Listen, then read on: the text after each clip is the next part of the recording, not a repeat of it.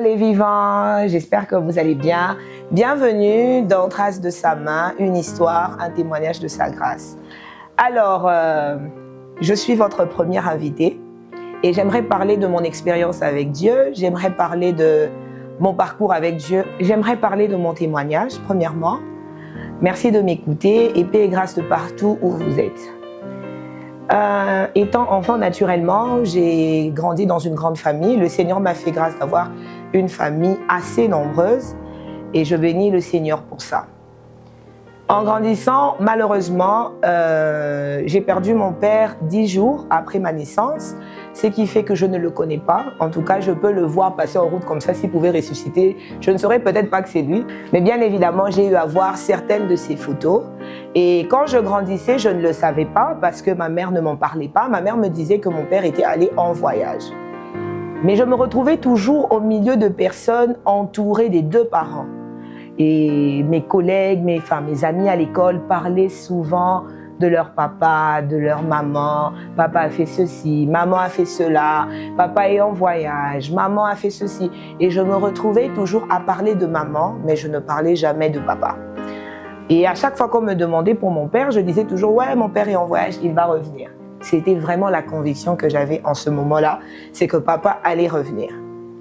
Jusqu'à ce que j'ai eu 12 ans, c'est là que ma mère m'a officiellement annoncé qu'en fait, tu as perdu ton père 10 jours après ta naissance. Parce que je questionnais tellement maman. Je disais souvent à maman, quand papa va revenir, est-ce qu'il peut m'acheter ceci? Est-ce qu'il pourra m'acheter cela? J'aimerais que papa m'achète ceci, j'aimerais que papa m'achète cela.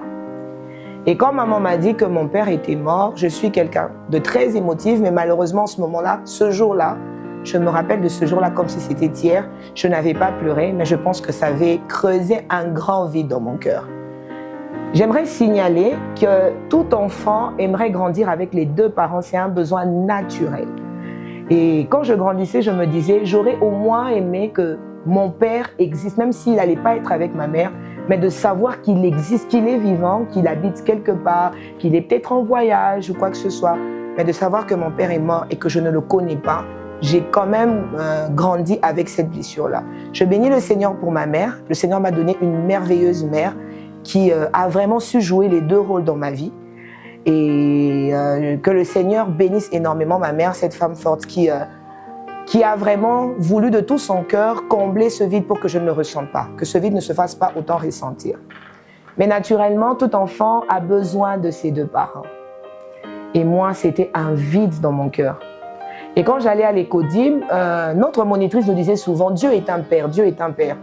J'ai décidé de recevoir Jésus-Christ, pas comme Seigneur et Sauveur, comme plusieurs personnes, mais moi j'ai décidé de recevoir Jésus parce qu'on me racontait que Jésus était un Père. Et comme je n'avais pas un Père, je me disais « Je veux qu'il soit mon Père ». Et c'est comme ça que j'ai reçu Jésus comme Seigneur et Sauveur. Et je grandissais, c'était vraiment une grande blessure. Mais bien aimé dans le Seigneur, mon témoignage est qu'après avoir reçu Christ comme mon Père d'abord, le Seigneur a vraiment réussi à combler ce vide.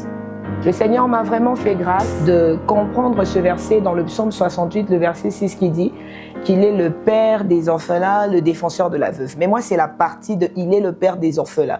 C'est sur cette partie-là que j'avais vraiment basé ma vie en ce moment-là. Je me disais que Dieu était mon Père. Alors, tout ce qu'un enfant pouvait demander à un père, c'est tout ce que je commençais à demander à Dieu et c'est tout ce que je fais jusqu'à maintenant. Alors, ce petit témoignage, j'ai beaucoup d'autres témoignages, mais j'aimerais d'abord parler de ce témoignage pour toutes ces personnes qui ont perdu un parent et qui pensent qu'en perdant un père ou une mère, la vie s'arrête là. Dieu prend la forme du vide que nous avons dans notre cœur et il comble ce vide. La condition, c'est de laisser Dieu guider ta vie. C'est laisser Dieu prendre cette forme de ce manque que tu as. Aujourd'hui, souvent les gens me taquinent, ils disent même de moi, toi tu es sûr que tu es orpheline de père, tu vis comme si tu avais les deux parents, tu vis bien. Je ne le suis pas, on n'a pas autant que ça. Mais le Seigneur nous permet d'avoir le nécessaire et de vivre bien. Alors j'aimerais exhorter quelqu'un et dire à cette personne que perdre un parent, ce n'est pas la fin du monde. Fais confiance à Dieu, fais confiance en Dieu. Et le Seigneur fera en sorte de prendre la forme de ce vide que tu as dans ton cœur, de te donner la paix. Il deviendra ce que tu manques. Moi, souvent, quand je prie, je dis à Dieu, avant d'être mon Dieu, tu es d'abord mon Père. Tu es d'abord ce que la vie ne m'a pas donné. Et cette forme du Père que Dieu a pris dans ma vie m'a épargné de tant de choses, m'a rendue heureuse, m'a fait tellement du bien et il continue à veiller sur moi. Lorsqu'on dit que Dieu est un Père responsable, bien aimé, ce n'est pas un slogan, c'est une vérité. Dieu est réellement un Père responsable. Ne vous gênez jamais de demander à Dieu même l'impossible. Moi, je demande à Dieu jusqu'à un téléphone. Quand j'ai besoin de changer un téléphone, je l'approche dans ma chambre, je m'enferme, je m'agenouille, je lui dis, papa, j'ai besoin d'un nouveau téléphone. Papa, j'ai besoin de ceci. Papa, j'ai besoin de cela. Tout ce que j'aurais pu demander à mon Père de son vivant, je le demande maintenant à Dieu. Parce que mon Père, la Bible dit, ton Père et ta mère peuvent t'abandonner. Ils peuvent mourir, ils peuvent même changer leur point de vue sur toi. Mais Dieu qui est notre Père par excellence, Dieu qui est le parent par excellence, ne nous abandonnera jamais. Bien-aimés dans le Seigneur, les blessures intérieures peuvent être comblées par la présence de Dieu, par la parole de Dieu, par la lecture de la Bible, par la connaissance du Seigneur que vous servez, par la connaissance de Dieu.